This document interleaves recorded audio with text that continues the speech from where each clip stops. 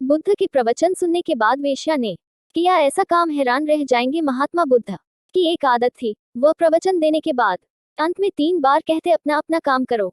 एक बार महात्मा बुद्ध के प्रिय शिष्य आनंद ने बुद्ध से यह प्रश्न किया कि प्रभु, आप हमेशा प्रवचन के अंत एक ही बात 3 बार क्यों कहते हैं कि अपना अपना काम करो? महात्मा बुद्ध ने कहा कि प्रवचन में हर दिन कुछ नए लोग होते हैं जिन्हें समझाने के लिए यह ऐसा करना जरूरी है।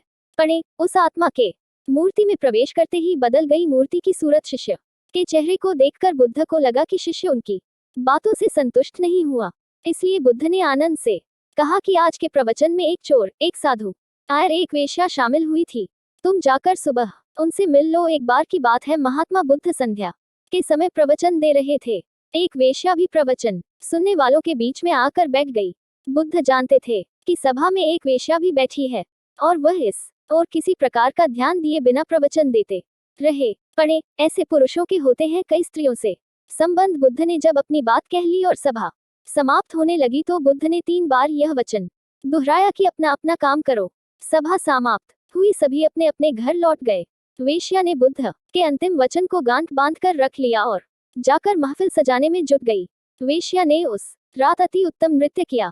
राजे महाराजे ने खूब धन लुटाए। इसके बाद वेश्या ने तय किया कि वह फिर कभी नृत्य नहीं करेगी, क्योंकि उसे एक रात में इतना धन प्राप्त हो गया था कि उसे नृत्य करने की जरूरत नहीं थी।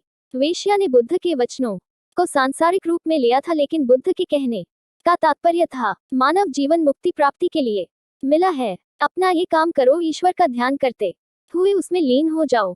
बुद्ध के इस विचार को उस साधु ने समझा था जो बुद्ध की उसी सभा में बैठा बुद्ध के वचनों को सुन रहा था।